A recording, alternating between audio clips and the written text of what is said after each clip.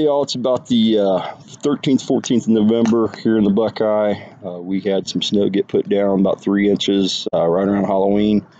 Roads got a bunch of salt all over them. Everybody's put their bikes up, so mine's up too. Haven't really had a chance to get any rain to wash any of the salt off. It's going to be mid 50s here, middle of next week, so maybe we'll get back out. Who knows? The reason for the video today is that me and some buddies of mine decided we wanted to do a trip out west, and we were all limited on some vacation time, so we decided to look into Eagle Rider motorcycle rentals. Did some research online. The only things you really see online about Eagle Rider is Eagle Rider promoting Eagle Rider. So this is my review of Eagle Rider motorcycle rentals. My thoughts, a couple words of caution. We'll get into it. We decided mid-May that we were going to head out west and do 9 days through Utah, northern Arizona. Flew out, got the bikes to Vegas. The Vegas Eagle Rider location is very nice.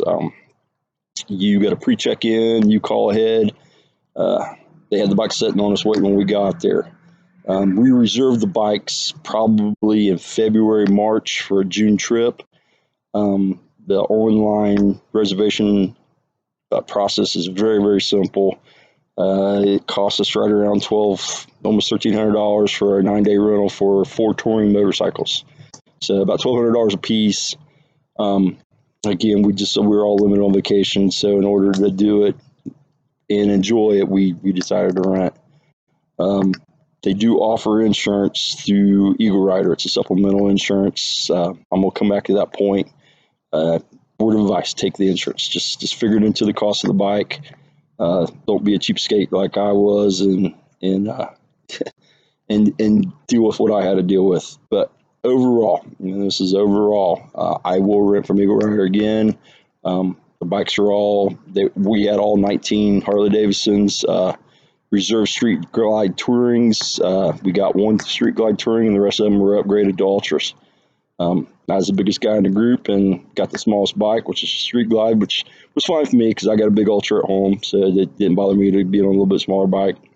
And the only thing smaller about it is basically you don't get the lowers, and it sits just a little bit lower to the ground with that seat. So other than that, pretty much the same bike. It had a tour pack on the back, so I was fine with it. So again, the check-in process at Vegas was really, really simple. Online, they show you a nice little cute couple being walked around the bike, and they got a gentleman there, and he's kind of going over all the how to start it, how to turn it off, what this is, what that is. They do a walk around inspection with you online. We didn't experience any of that when we got there. We let the guy know when we were out there getting ready to get on the bikes. He pointed which ones were ours. We all have them kind of bikes back home. We all got big touring bikes, so it's kind of like, well, you guys know what you're getting into. Just keep in mind you don't have a key. Make sure you lock them up at night. And that's one of the big things. There's no fobs. They give you keys for the ignition lock and keys for the saddlebags, and that's it. You don't have a fob, so anybody can fire that bike up by just twisting that ignition switch. So just keep that in the back of your mind when you're out and about, especially if you're going to be maybe in some rougher necks of the woods. Put the disc lock on, make sure you lock that ignition up every night. We didn't have any problems, but just something to keep in the back of your mind. The bike conditions were above average. I mean, they're rental motorcycles. All the bikes we had were less than, I think mine had less than 2,000 miles on it when I got it. So I mean, they're all newer bikes, but boy, they are scratched and dinged, and it's a shame, brand new motorcycles like that, less than 5,000 miles on all of them, and just rentals. So guys aren't giving a crap. They're racing them, they're renting them, and you get their no fault insurance. It don't matter what you do to that motorcycle, it's covered. Again, just when you rent these motorcycles, figure the cost of the insurance in on the bikes. The bikes all ran great. We had one little small problem with mine, and I'll get into that later. But other than that, we didn't have any problems with the bikes running. They will bring you another bike if something breaks down on it. You just got to kind of you're waiting for them to get it to you, but they'll bring you another one. So if you're renting for like Sturgis or Daytona, they state right in their website they will not guarantee the motorcycles. So if you're wanting a great big touring bike for the big 80th anniversary of Sturgis coming up. Good luck. That was one of the things we noticed online. A lot of guys saying they're renting bikes and they get there and they don't get the bike they rented. Well, I got a feeling that it's the bigger rallies, your Sturgises, your Daytonas, your Laconas, just your bigger rallies. They block out basically from the end of July through the end of September on the motorcycles because they ship about every last one of them up to Sturgis for that rally. And then the same thing with Daytona. They got a little block there around Daytona where they're not guaranteeing motorcycles. You can rent them, but they're not going to guarantee what you reserve is what you get when you get there. And I think a lot of it has just to do with it's a first come first serve when you get there on the check-in. So if you call and do your 24-hour early check-in, that's how they line them up. The best I can tell. Again, when we got to the Vegas rental location, I mean they had them stacked. There were bikes on top of bikes. So I can't see where that would be an issue any other time than maybe Sturgis or Daytona. About the trip, if you have been wanting to or have been kicking it around or have even thought about doing something like this, and it's in, we live in the Buckeye. We're not far from Gatlinburg. We're 6 hours from Gatlinburg, Tennessee, so we can get down there about any time we want. But getting out west is, my kind of ride, and I enjoy that out there. And it's a different scenery than around here. So that was kind of a bucket list for me. Another big bucket list for me is doing Colorado. I've done Sturgis. We rode all that. Beautiful scenery. Let me get a little chug here.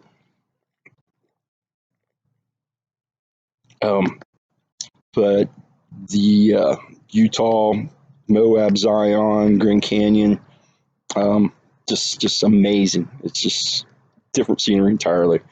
Do the trips, guys.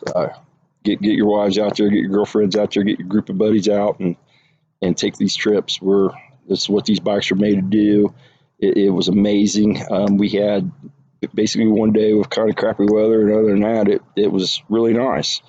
We booked our trip in mid June, and it was plenty warm enough. I mean, we all wore jackets during the day, and usually it was a long sleeve T-shirt while you're riding. But as soon as you got off the bike, it was 1,000,000 degrees. So it's just a different weather. The air's, I guess, dry, so it's a dry heat. Who knew? But again, if you've ever thought about doing one of these epic, motorcycle trips, do it. Eagle Rider has a real nice function where you can book a trip and they'll book the hotels for you. We didn't want to do that. We kind of followed their map, and then we got our own hotels. It worked out. It's cheaper for us to do it that way because we were sharing hotels. When you bike book through Eagle Rider, you get a room per bike, where we were going to double up, and actually we tripled, where all four of us stayed in one room. So it didn't bother us. We do it deer camp all the time, so it's no big deal. Again, take the trips. Ride these bikes, get them out. This is a great big country to see. It's a lot to see out there.